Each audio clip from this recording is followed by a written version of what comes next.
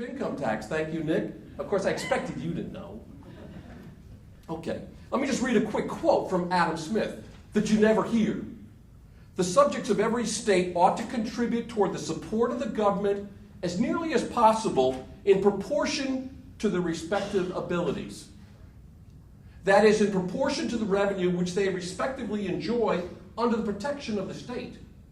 As Henry Cohen, that was Lord Keynes, has written, a goal of taxation should be to remedy inequality of riches as much as possible by relieving the poor and burdening the rich. How many people tell you that Adam Smith, the founder of laissez-faire, the free market system, absolutely distrusted those people at the top and the collusion they would engage in at all times? You're not told that. It's not taught in schools. It's ignored. How radical some of the people were. We'll go to John Stuart Mill maybe a little bit later, and you start hearing him talk about the unearned increment. By the way, I've had to learn this because I work a lot with Michael Hudson, who's made me actually read some of this stuff.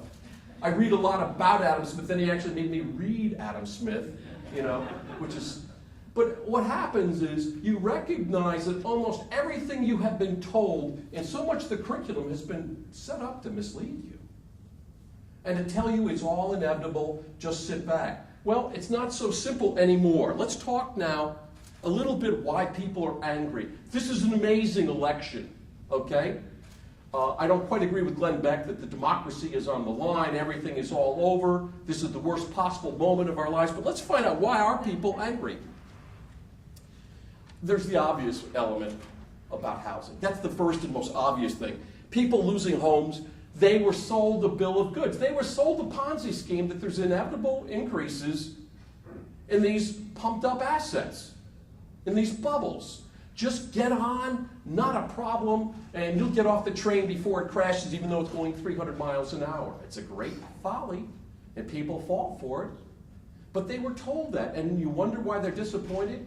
And of course, my favorite element about all this is they blame the people who took out the loans. As William Black pointed out in last year's presentation, the FBI pointed out at least two-thirds of the bank loans made in the subprime and so on were fraudulent on the part of the lenders. They contrived to get people, they would coach them to fill out things. And the Community Reinvestment Act they always blame. Also, they keep saying that was the problem. You made loans to people that should never have gotten them. That's their code for black people, okay? Black people caused the breakdown of Wall Street. I want you to know that. I mean, that's literally part of, because they find they have a sliver of people that will appeal to. So they use any and all different groups to build up your hatreds. But what's interesting is that 84% of all the subprime loans, as you're probably aware, were not under the Community Reinvestment Act. They were private mortgage companies. They had nothing to do with banks. And even more interesting is as you start to look at these things, the companies that put them forward, only one out of the top 25 was covered under the Community Reinvestment Act. Had nothing to do with it. It had almost nothing to do with it. Somewhat related, little bit, not much. I love to go around, a couple of my sons have done this, to go around and start seeing what they have at the tea parties. No to Obama's socialism. If this guy is a socialist, I don't even know what I am. Okay? God help me. I don't know. What's the far, there's no word to describe me. Okay? Because I go well past communism, I guess. I mean, what do I believe in? I mean, I actually believe Adam Smith and other people. Look at some of these. Obamacare. Why doesn't Congress want Obamacare themselves? Healthcare for America now. It's sort of funny. But I find it humorous that people make these statements. They have this inchoate anger. And remember, an inchoate anxiety, as you read in remember the old books, You'll Date Yourself Like Me? Unaddressed anxiety becomes rage. There's a rage that's sweeping across America. What happens, though, it's funny now.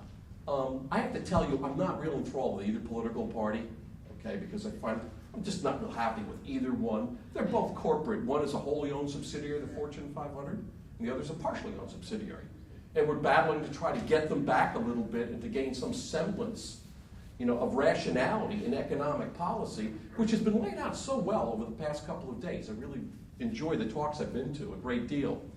But to call Obama a socialist when healthcare stocks went up when his healthcare plan went through, how is that? Forcing another 20 million Americans or so to buy health? How does that really help? Okay, how do you call that socialism? And what was most amazing to me and most disquieting and discomforting was how poorly argued the healthcare debate was. I had friends of mine who were arrested in Congress. They went to Max Baucus's hearing, and we were not even allowed to discuss single-payer healthcare. We're not even able to discuss, in Canada, only 2% would trade their system for ours. That was never even on the table. Instead, they bring out Shoma Holmes on Fox News to describe how terrible her treatment was. One anecdote to destroy all of the evidence and all of the polling of how Canadians feel about their system. How they made Tommy Douglas the most popular Canadian in history under a poll that was done in Canada. He's considered a god. Once he started this in Saskatchewan, within 10 years, the entire country went to Medicare, their system of single-payer health care in Canada. And by the way, they're cheap on it. They only spend about half the number of dollars we do per person. So they even do a really good job being cheap. This was a Tea Party sign in Akron. How do you even begin to talk to someone with this? But we have to. We have to stop being so self-indulgent. This was a line my oldest daughter once told me when I was pontificating. And she said, "Dad, if you're so smart, why don't you try to find common ground?" It was one of those times when your kid sort of backhands you. You're like, oh. You mean the old man just sort of pontificating and trying to be pedantic, that doesn't make it? No, it does not make it. Not when so many people are suffering as badly as they are right now.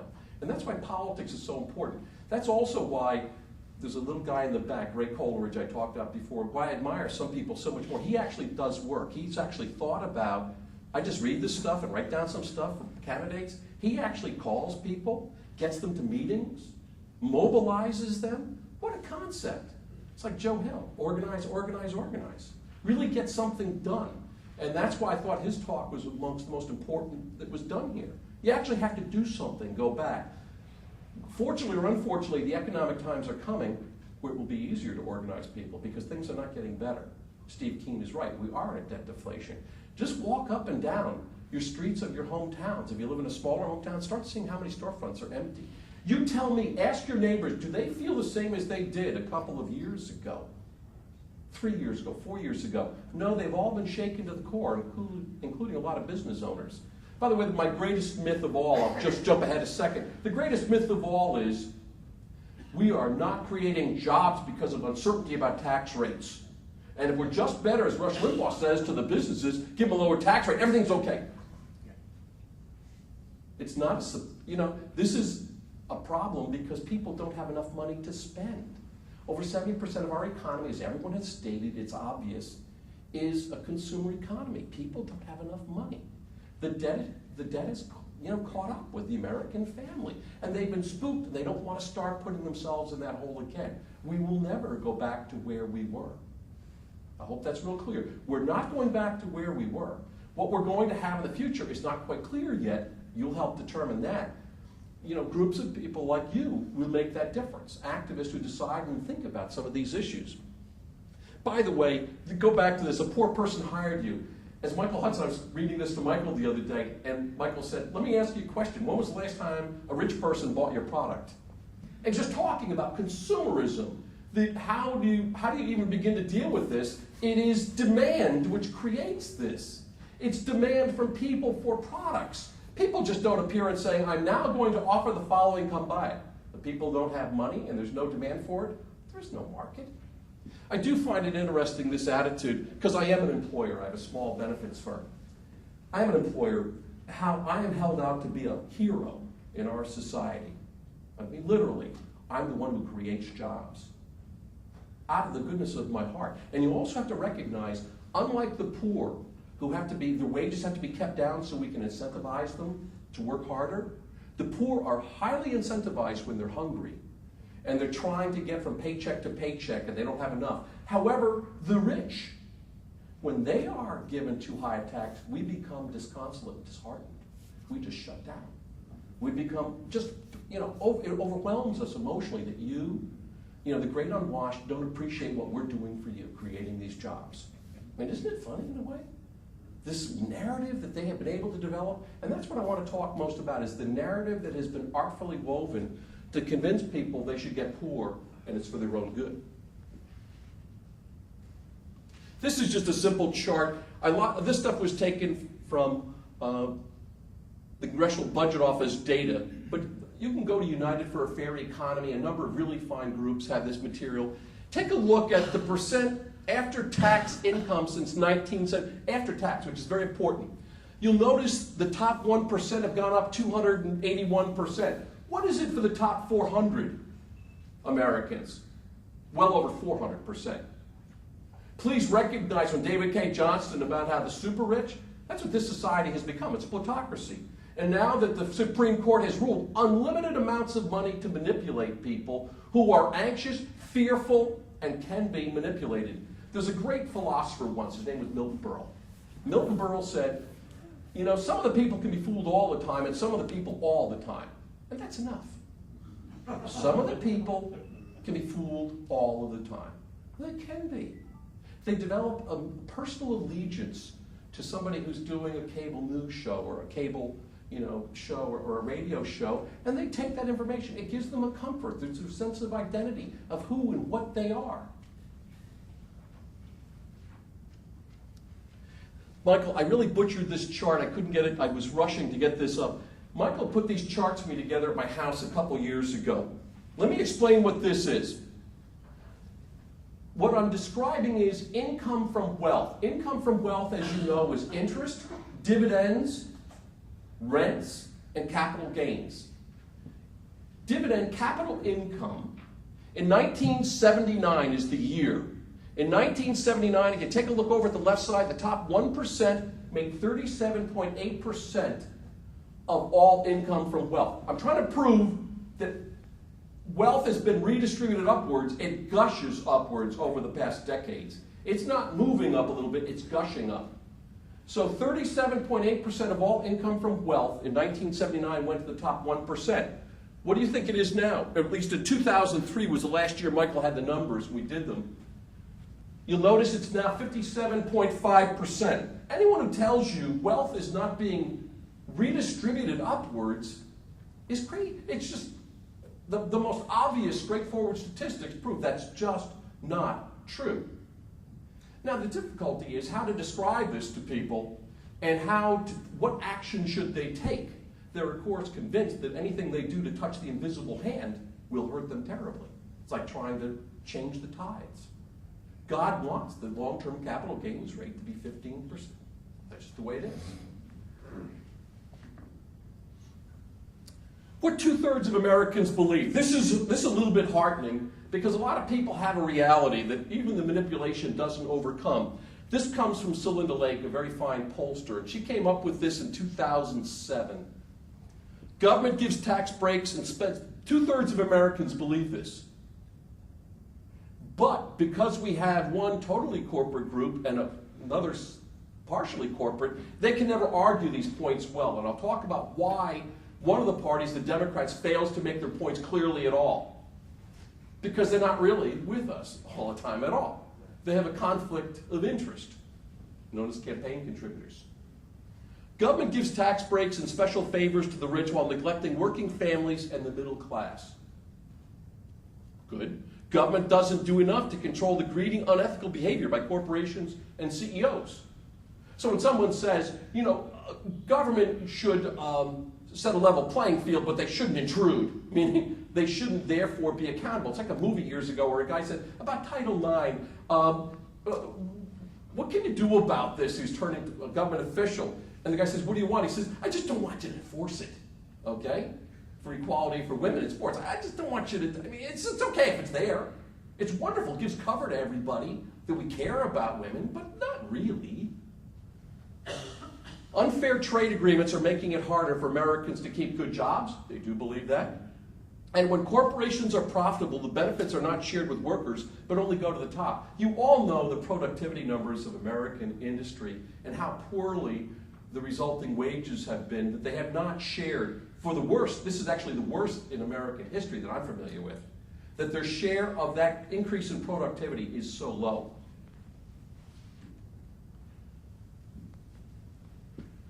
there is a need, okay, for a narrative to overcome reality. This is my conservative. It's also, this is both Republicans and Democrats. They both frequently mouth the same horrendous, misleading statements. They're coming to steal your wealth and destroy your family. They, okay? The socialists, the communists, the Bolsheviks, the labor union people. They, okay? That's the they people. Immigrants. Do you ever notice who, of course, the immigrants also. Did you ever notice who does, well, for example, Glenn Beck hate the most? Who does he cast as the object of scorn and hatred? Progressives and all the others. But what groups does he go after in our society? Unions. Unions. Rush Limbaugh always calls them thugs. Okay? Well, my daughter happens to be one of those thugs. Okay? She works for a union. And her job is to get people in service jobs to get their wages from all of like $7 up to $9.50 and get a couple of benefits. What a horrendous thug she is. So people can have, so there's not this obscenity called the working poor, so that somebody who labors and works hard and wears out their bodies lifting people, okay, in nursing homes and other places, that they don't live lives of destitution and despair. That's terrible. Why do they hate some of these groups so much? Because they're the last remaining groups that can fight them at all on any of these issues. As Karl Rove said, always attack your enemy on his strongest point. Why do you think they went after, during the presidential campaign, John Kerry's military record? Because he actually went to Vietnam. I don't care whether it was on a boat. He went to Vietnam. The other guy said, no way, ever, any way, shape, or form. But they were able to neutralize that. Brilliant. Attack people. And Joseph Goebbels was right. You keep repeating something enough times, people will start to believe it after a while. You have enough money, you can, as Chomsky said, you can manufacture consent. It's been done before, it'll be done again. Take a look at the others. Government is corrupt and inefficient, do not feed it. Social Security operates on 0.6% of the income it takes in as its expenses. You find an insurance company which operates at less than about 15, 18, 20%. Please find one for me. They don't exist. They have demonized all workers with the federal and state and local governments at times. It's interesting to see how they do it. They've also created something I call pension envy, okay? That you just hate those people that have pensions, we're going to take them back away from them. They also floated the lie, and it is a lie, that public workers earn more than private sector workers. That's been debunked. If you control for age and education, they don't earn more, except at the bottom. For some reason, governments find it difficult to put people on minimum wage and feel they're being socially responsible. What a concept that is. They don't give them just $7 an hour and tell them, that's enough for you. Next, lowering taxes increases revenue and energizes the economy. Of course, it's trickle down, or some people say trickle on economics. The whole concept, do you realize it was about 1980, the American Economics Association had about 18,000 members. I'm not telling you're a great group. You know how many called themselves supply-siders at that time, self-identified? 2%? Try 12. 12 out of 18,000, Nick. 12. Because the others didn't want to be laughed at too much. Okay? But you had a couple of people who could only be called cranks who took over that system. And they convinced people. Now, we talked about the great Ronald Reagan. He tripled the national deficit. They talk about revenues went up. Well, my revenues go up and I have great parties where I live off a credit card. It's a blast. Okay? Our last administration of 2008, they went from 5.6 billion to 5.6 trillion to 11 trillion in debt. They doubled the debt too. And they couldn't even create jobs. 1.07 million jobs in 8 years. Versus the previous 8 years where they had 22.7 million. I'm not giving a lot of credit to Clinton, by the way, because that was a bit of a bubble as well that was created. I love this one. If you tax the rich or regulate companies, you will retard job growth. I have to tell you, my personal tax rate has nothing to do with how many jobs I create. because every penny I put into the company, I basically can write off. It's wages. Unless you don't itemize on your taxes, that's a nonsensical, stupid idea. And why don't they keep my taxes really high so they'll motivate me to work harder and make the company bigger, like they do to the poor? Does the same incentive work for them or not? If we can make them famished and worry all the time, why can't we worry about whether an owner has his Lamborghini or something? I'm serious when I say that. If you tax the rich or regulate companies, you will retard job growth.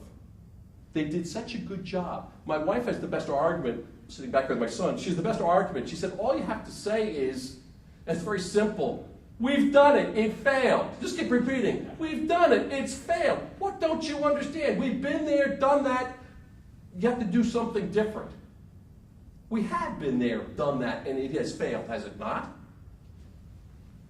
Our economy is stalling because of high taxes and a bad business environment. We addressed that a little bit earlier. I just went off on a quick tangent. A bad business environment. Do you realize 68% of all businesses do not effectively pay any taxes with over 5,000 employees because of basically local, state, and national subsidies? 68% really get far more out of it when you look at it intelligently. Really don't pay taxes.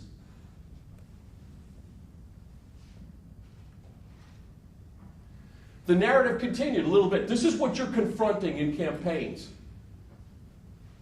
The free market is a force of nature guided by an invisible hand, our Adam Smith quote. Disturb it at your own peril.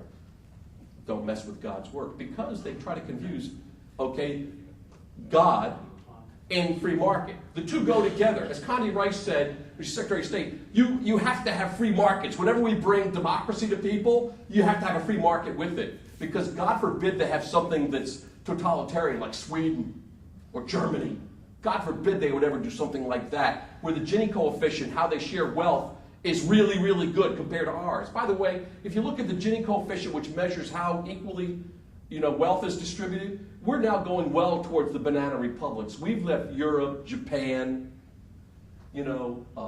Canada. We've left them far behind, okay? Get ready, Guatemala, Honduras. We're right there with you soon. And how is that something to be proud of, that we're becoming a banana republic? The free market, once again, is God's gift to mankind, providing untold freedom and prosperity. James Galbraith, wonderful economist who was quoted earlier by Steve, as he once said, is all Americans have one great freedom. It's the freedom to shop. Okay? You can buy everything you want. He wrote Predator State, which is a really fine book I highly recommend to you. His Predator State describes basically about how Americans get confused to think they actually have real choices. They can decide who they want to work for, well, sure, where they want to live, but do they decide how the economy is set up, how taxes are set up, who we go to war with? No, they're not. Those are decisions left to people better able to make them. They don't have real impact. We're going to go into a system now, with this economy deteriorating, they're going to lurch back and forth between the two parties. Watch this over the next couple of years until someone starts to sort this out or comes up with a better handle and comes up with some real solutions. I happen to believe I'm an advocate of some of the stuff like Hyman Minsky, employer of last resort. The United States government should be an employer of last resort. Clearly. Has to be.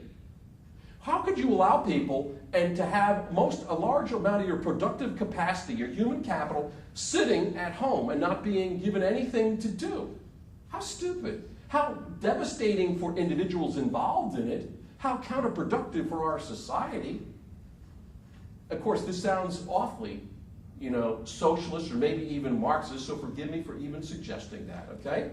But we have now found out capitalism does not lurch from stability to stability, does it? It's lurching towards some significant meltdowns. These Minsky moments are becoming more and more dramatic over time. Free markets reach points of equilibrium where everyone is happy. You've heard that one. And the great moderation that Steve was talking about the other day, the great moderation, it was not a moderation, it was the storm. It was the eye of the hurricane is what was happening before things blew up. A system that is unsustainable. And as a quote, Michael again, debts which cannot be paid won't be. These debts will not be paid. The $2 trillion to China will not be paid, okay? All these other debts, they will not be paid. Luckily, because they're in our currency, we can always inflate it if we really want to. We can just basically, like the Russians, get rid of the savings overhang as well, just super inflated. Last, the government is rather superfluous to the economy, and only the private sector creates jobs and prosperity. Do you love that one? Only the government creates jobs and prosperity. Only private sector. Pardon me? Oh, I'm sorry, the private sector creates jobs and prosperity. What I'm saying is that it's a pretty ludicrous statement when you consider the National Institute of Health, when you consider the internet, when you consider the jobs. I know one of my sons, his girlfriend, fairly smart girl. I'll give you a profile of someone who does some of these government type of jobs. She was in high school, college, and graduate school at the University of Michigan, had a B, okay? The others were not C's, okay? All the others were A's. One B, went off, got a full ride for PhD at Michigan, and then got into the field at a whopping, I think, $32,000 a year of finding Medicare fraud. These are the stupid people they demean on television all the time. Why? Because she cares about old people and wants them to get as much out of this program as they possibly can. Are these the people we dump on and castigate and ridicule? They are. And there are a lot of them out there. You do not need to earn $4 billion a year as a hedge fund to want to take a certain job. You may find social significance and importance and value in something that pays a lot less. I have to tell you, Wall Street does not have to pay, on average for the top 25, $1 billion a year to get somebody of worth or value. That's just not true. And Steve Keen proved that there are people on the other side who actually can do differential equations, okay? They can sort out some of the mathematics involved. Our professor right here proved that you can do stuff that's far more sophisticated than most Americans. Oh, people on the other side actually, they can do the numbers? Yeah. They can do Black-Scholes option pricing, and they can figure out how it works, okay?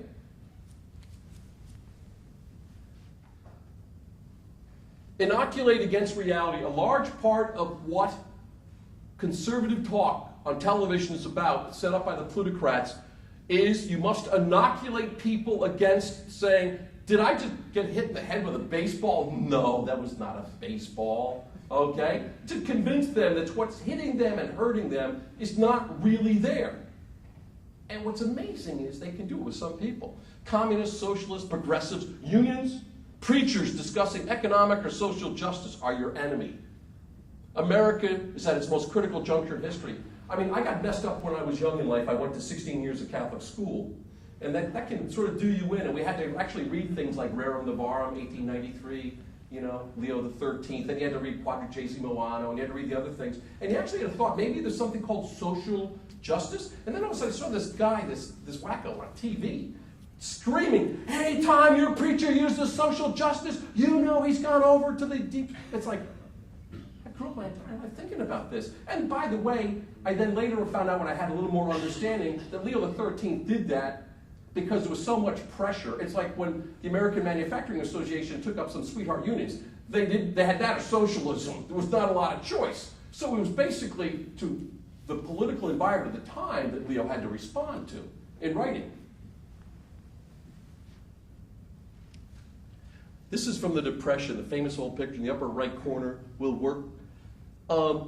I don't mean to be an alarmist. I try not to do that. I'm pretty optimistic about life in general, but I think we're having some really, really tough times coming financially in this country. The stock market bubble, please, okay? The 85% that basically own all the financial assets, okay? They may feel right now, can I tell you what I think? It's a simplistic view because I'm a registered principal, which means I can run a securities firm. It's part of my background.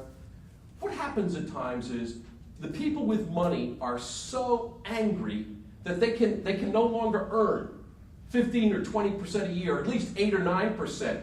They're so upset and worried about it that they're investing in the marketplace right now, despite indicators that should tell them things are not turning around real well.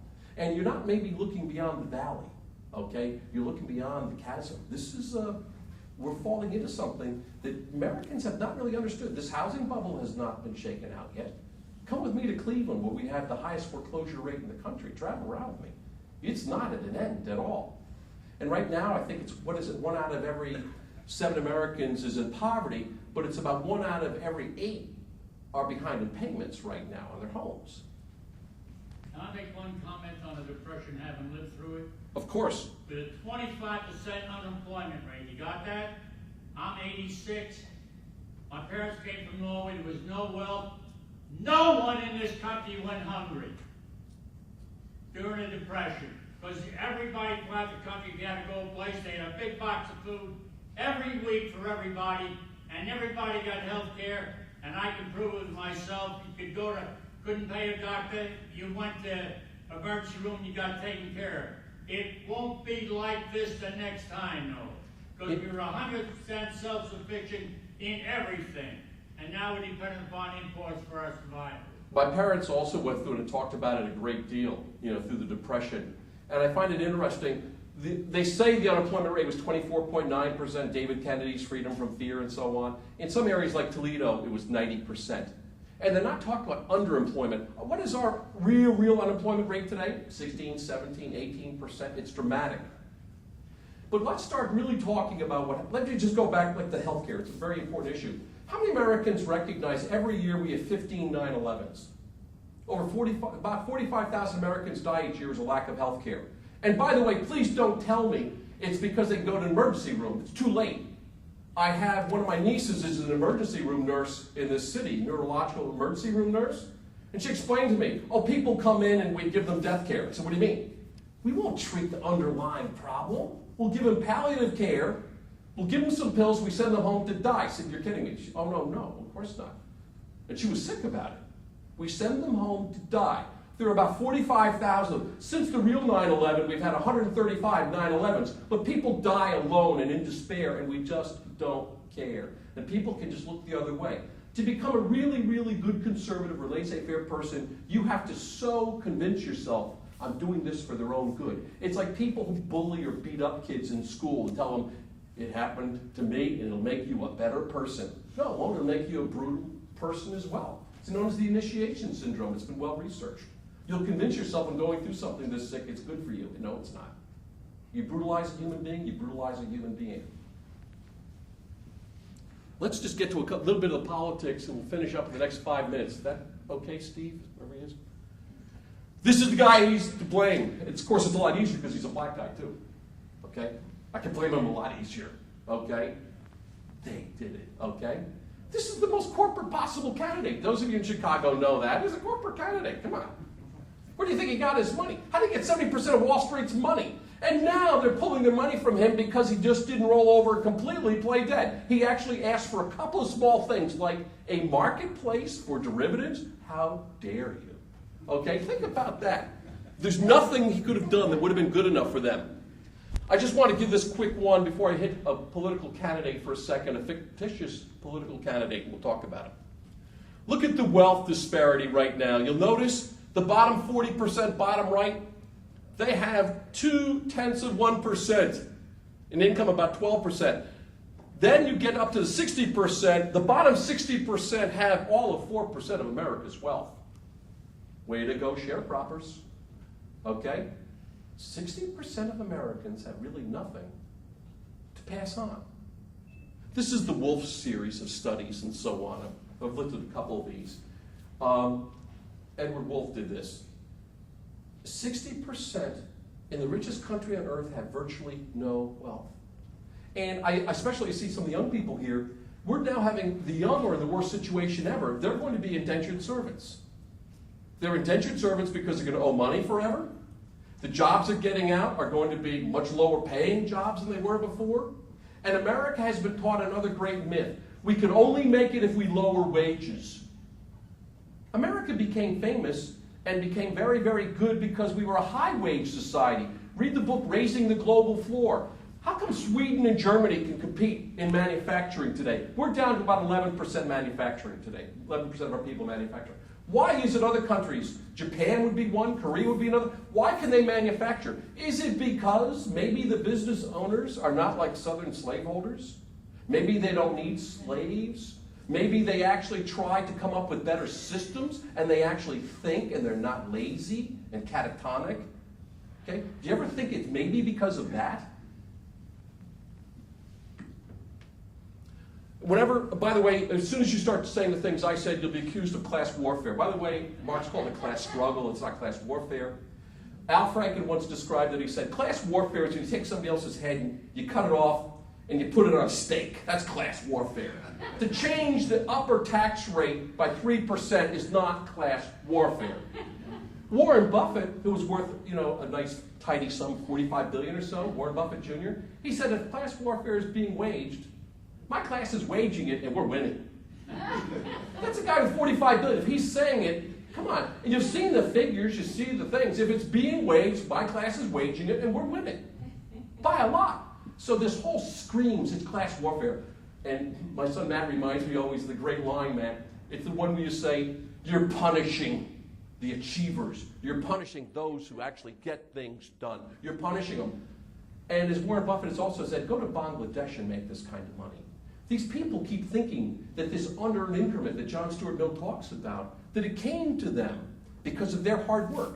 There's a great Chicago writer years ago, his name was Don Marcus. He wrote this, Archie Mahedabal, you ever read those great old poems? But he said, when somebody tells you they made their money because of their hard work, ask them, whose? I mean, whose hard work? Okay? No one else helped you get there? It's so funny. People buy real estate, and all of a sudden, the state, the county, puts in the roads, the sewer system. Other people build buildings there. Their value goes up because of society, but they're not supposed to share any of that. And of course, I find it amazing, the estate tax. At $7 million, 3 estates out of 1,000 will pay the estate tax. And Americans are just livid about the death tax, fabricated by billionaire families who do not want to pay the death tax. 3 out of 1,000 in 2009 were subject to it. David K. Johnston, by the way, when he wrote the book Perfectly Legal, he was such a pain in the tuchus to the White House because they kept saying about lost family farms. He wrote them again and again and again. Can you give me the name of one family farm that was lost because of the inheritance tax? Guess how many they came up with? They came up with one, and that was poor planning. You're exactly right. Just guess. They ultimately came up with one several years later, but in the time he was writing, they came up with 0 family farms. And don't you think they would have been parading those people all over Fox News if they had lost one family farm? It's like the tax increases on those earning over $250,000. Yeah, that's 1.8% of the population that owns businesses. Only less than 2 out of 100 business people earn more than $250,000 a year in their small business. So it's not going to destroy small businesses as though it could in the first place. Warren Buffett is an interesting guy. This is, by the way, I don't want you to read all of this, but I get this email. It could take about 3 or 4 more minutes. Okay, you have as much time as you need. 5 o'clock? Sure. When your friends can't explain why they voted for Democrats, give them this list. They can then pick a reason. This was sent to me, actually. I voted for Democrats because I believe oil company profits of 4% on a gallon of gas are obscene, but the government taxing the same gallon of gas at 15% isn't. I voted for Democrats because I believe the government will do a better job of spending the money I earn than I would. I voted for Democrat because freedom of speech is fine as long as nobody is offended by it. I voted Democrat because I'm way too irresponsible to own a gun, and I know my local police are all I need to protect me from murderers and thieves. I voted Democrat because I believe that people who can't tell us if it will rain on Friday can tell us that the polar ice caps will. It goes on and on. The next page is another one. The last one I think you should read. I voted Democrat because my head, and you can read the rest, okay? This is the type of stuff you deal with on a very visceral level. What I'm trying to encourage you to do is what Greg Coleridge and others do, actually to try to engage people. It's interesting, though, sometimes how this cognitive dissonance sets up when you try to engage people, and I try to tone down my insane Irish personality, okay? I try to tone it down a little bit, and I try to actually engage people, how they disengage. They will no longer engage on some of these discussions. Well, that's the way it is. You don't like this system, leave it. Go to another country. Okay? It's like, that's not what I'm asking. What I'm telling you is it used to be a lot better than this. A lot of people, and I blame the Democrats for a ton of this, we got into a political thing where everything was anybody but George Bush. we get away from discussing the economics and monetary reform, and we get into just bashing people on a personal level rather than for what they did. Here's my narrative for you. Their form of predatory gotcha capitalism has failed to deliver. Been there, done that. That's my wife Chick's idea. Been there, done that, failed. Please. You can't repeat the same thing and not be called insane, right? Hoping for a different result. Been there, done that. A book by Robert Sullivan called Gotcha Capitalism estimates that every American is basically about $946 a year is stolen from him in overcharges, sneaky fees and overcharges. It starts at Verizon in Cleveland was charging everybody $1.99, or tons of people, $1.99 for transmission charge. What's funny about it is, one of the reporters who got the charge said, well, actually the phone's been in the top drawer and I've never used it. How could I have gotten a transmission charge? You hit the wrong keys. She explained, I've never touched the phone. It has not been used. They did an algorithm with their computers and decided we can get a couple little charges on and we can make money. The Consumers Union says the average American family is charged $4,000 in corporate taxes every year. But no one ever talks about those taxes. Overcharges, things you missed. Oh, you missed one payment on your 18-month installment loans. You have to now pay 30% more because we have a little rider in there. That's commonplace. I saw one the other day. Oh, geez, we're late one day on your electric utility bill. Your credit card now is 30%. It happens all the time. That is an effective tool because Americans know, number one, there is predatory capitalism. We have set up corporations all over the country, have erected toll booths, basically to bilk people everywhere. Our only real freedom is to shop, which I mentioned by Galbraith. And a part of our narrative is Americans share at a time of need, as the gentleman said earlier. You should share at a time of need. Take back the wealth stolen from American families, the unearned income in which an American hedge fund manager earns more in his sleep than 72 average workers in a year. I mean, that's the highest hedge fund manager earns $7 billion. Do the mathematics. It comes out to be at $50,000 for the average employee and 72 workers. That's what he earned, what they did in a year during his sleep. And that's the way Mill and a lot of the other classical economists looked at it. It was not earned through their productive efforts or wearing out their body. It just happened. They're constantly told, I'll steal this line from you too, Michael. We're constantly being told, make your money work for you. People work, money does not. People wear out their bodies, money does not. Don't keep saying, make your money work. People work. It's so demeaning to the labors of people and to human capital. And to say that human capital should be taxed at a higher rate than financial capital. You know, it's a distortion of the free market. They want capital gains rates at 15%.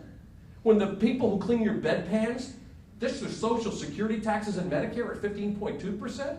As Warren Buffett said, my secretary makes 60 grand a year, I make 45 million a year, and I pay a lower tax rate. Is that right? Of course it's not. It's obscene. The top 400 Americans pay a tax rate of less than 17%. That's an average, you get into the threshold at $139 million.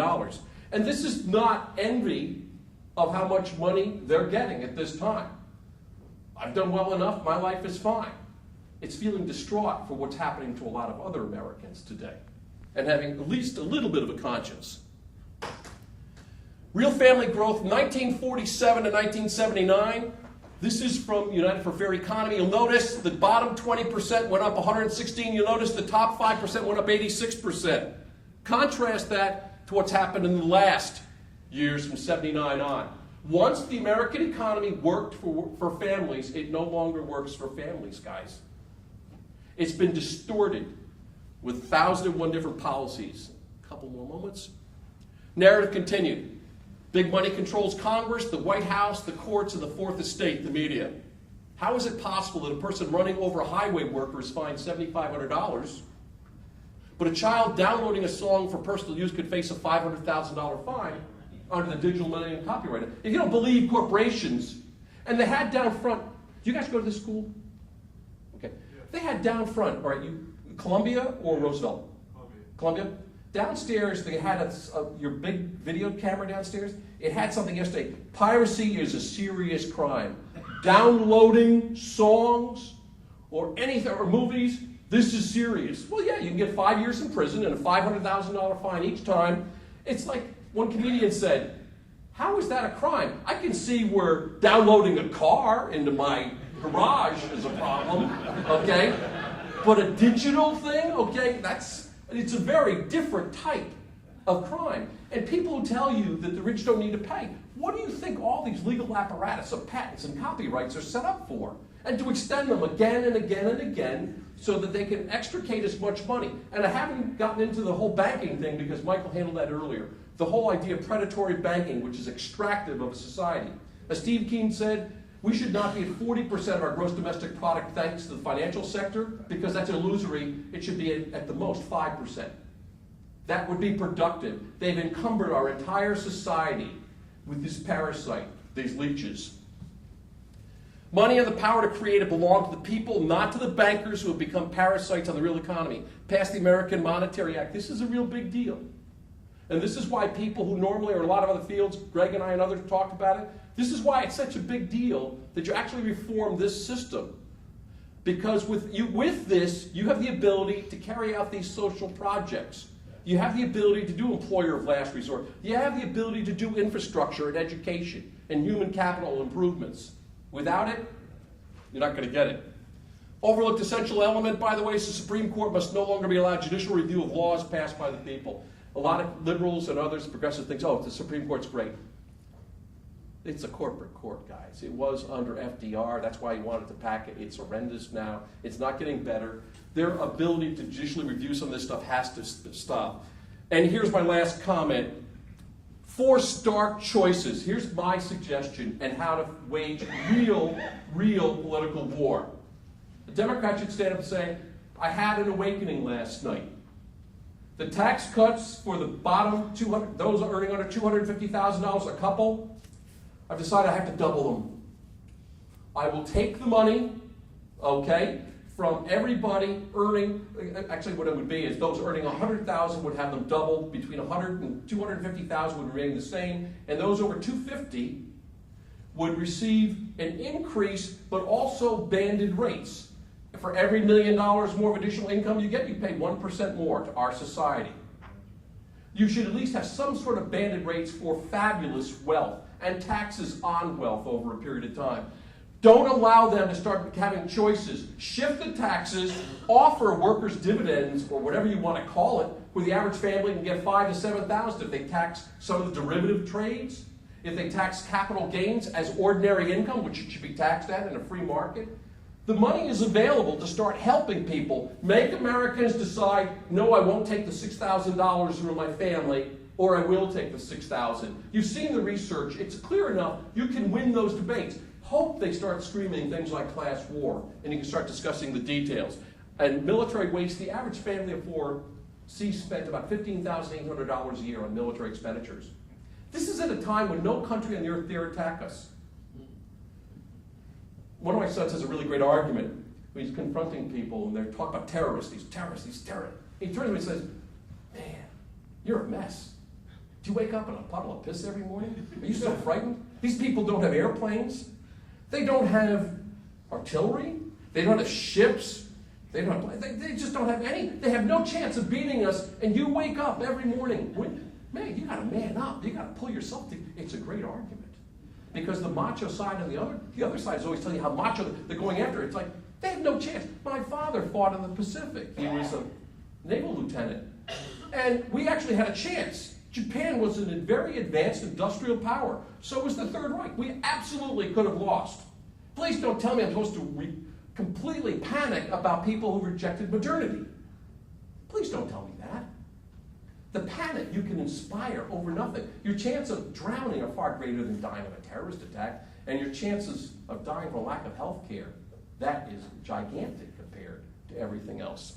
Let me see what else I missed. Finish up. This is a fictional candidate. I don't want to get into that. I picked a fictional candidate. This is what he believes. Eliminate all estate taxes, eliminate all corporate taxes, eliminate all capital gains taxes, privatize elements of Social Security, as we're doing away with defined benefit plans, and the stock market is crashing. Okay, we're not going to see the returns Ibbotson and Sinkenfeld talked about again. Reduce regulations on private sector, freeze the minimum wage, balance the federal budget, and support NAFTA, CAFTA, and trade deals. Hey, thank you very much. I hope you can go take a bath now.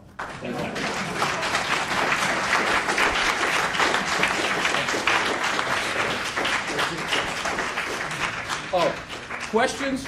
I don't have any answers, though.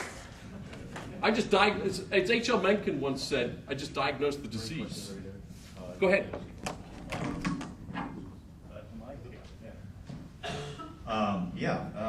The one myth that I hear a lot of times, I watch C-SPAN, and I'll hear congressmen and senators say, the government has no money of its own.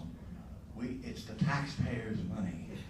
And to me, that's a major lie. It drives me crazy every time I hear that. I don't understand. What is we the people in order to form a perfect union? It's not we the people who do this. It's like, it is our money. Of course it is. Massive amounts of it. And because so many people have worked so hard for so long, it has tremendous value here and around the world. Yeah. So that's a strange concept. We have a bumper sticker that says no farms, no food. And I just thought of one, no money, no market. That's interesting. I have to think on that for a minute. You can't shop without money.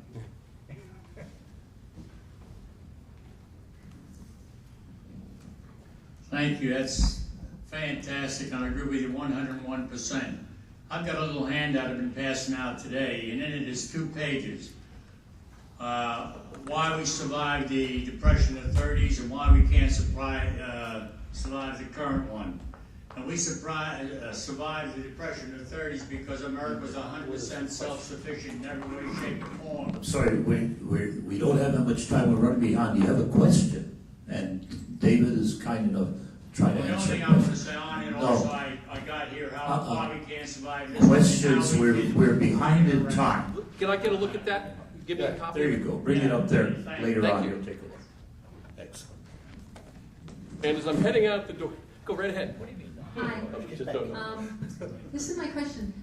I agree with everything you said. It's a little overwhelming. That's bad. One- That's sorry for one you. You know, one gulp. But this idea of class warfare, I mean, people are angry. We know that. But I don't think it's going to be productive to promote class warfare. We have to focus on the system that's creating the problem, because we can, like you said, we can change our politicians, but if the system's there, then the problem's there. No, what you're saying is right, and one of my sons here would absolutely agree. The changes are far more systemic than I addressed in this. I was just dealing with some of the symptoms along the way, and to be a little bit of talking to you like a lot of politicians. Oh boy, do I care about the middle class. I have feelings that are far more deeply rooted than those I've expressed here today about the system. And it is systemic problems of sharing, the inevitable collapse of how capitalism is practiced. And as Michael talks about, we're heading to feudalism. This is not a financial capitalism, it's a return to feudalism, of the disparities of wealth over a period of time. And there are far more systemic, endemic changes to this system that must take place. I agree with you. I'm sorry I gave that short shrift because I was giving the political rant today. And I really did not have time, and others have sort of alluded to that you're talking about, and of course you're right. Of course. It has to be far more deep-seated, the changes, doesn't it? I mean, unionization, everything else. Workers actually having a place at the table and determining a fair share of profits and so on? Yes.